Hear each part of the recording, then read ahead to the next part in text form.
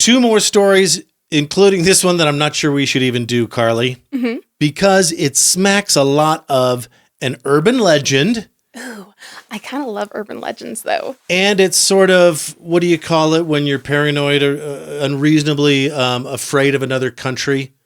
Oh, xenophobia? Yeah, right. Or Zionist or nationalist or whatever. Xenophobic. Okay, yeah, xenophobic. Yeah. All right. I thought that was for xenomorphs, which you should be afraid of. Yes, that's fair. Let's tell you the urban legends first, so that we'll get you into ridiculous thinking mode when we tell you this actual story that we heard, and it was posted, and maybe in one of the groups, I don't know.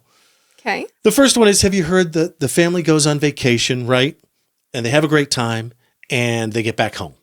And they're reviewing the footage. This is back when, each family had their own separate sort of camcorder. Oh, right. Uh-huh. They're reviewing the footage from their vacation, and they see that their hotel room was broken into, and some thieves raided their room and took a video of them raiding the room and sticking their toothbrushes, the family's toothbrushes, up their butts.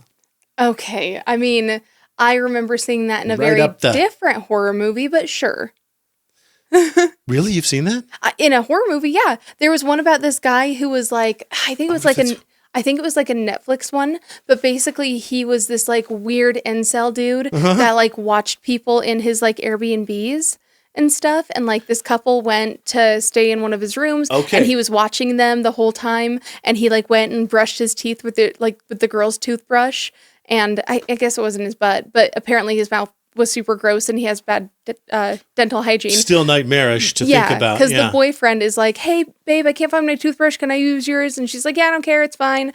Which is a little weird, but whatever. I get it. And if this was but he tries to use her toothbrush and he's like, oh, it smells so gross. Okay, because if this was on Netflix about Airbnbs, that urban legend I just told you was 30 years old at least. Oh, right. Yeah, sure. Maybe even predates the internet. Mm-hmm. The other urban legend is, a family goes to Mexico. They get a cactus. They bring it home. It starts vibrating a little, shaking a little. And the guy's like, what's going on?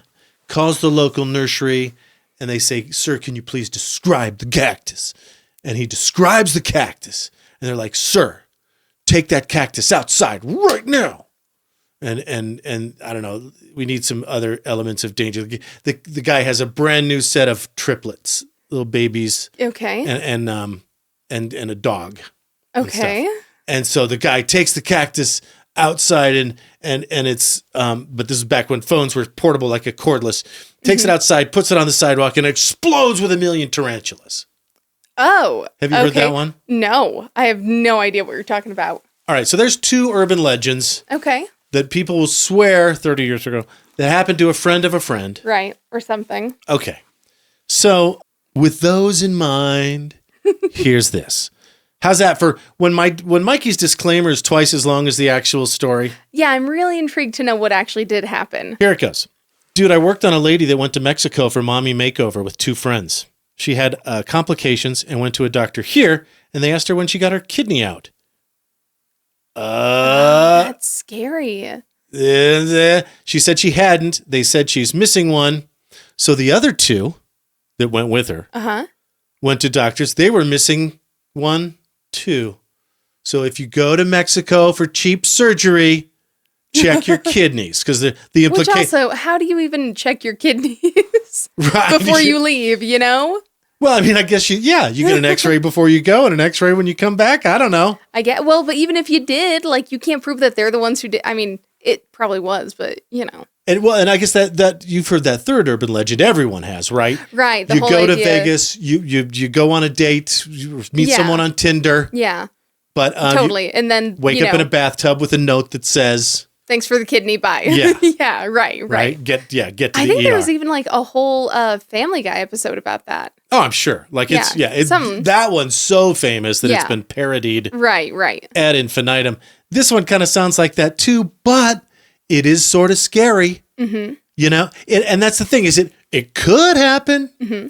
Well, and it's what sucks is there are so many circumstances where people like literally actually go and price it out and realize that the medical tourism route is the cheaper option. Sweden, wherever, Finland. Yeah, I've heard Spain is a good one for it. Apparently. Yeah, like you can put the entire you can fly the entire family there, put them up in an Airbnb, and stay there for 2 weeks for the cost of a surgery here. Yeah, you can do that for less than the cost of a surgery here.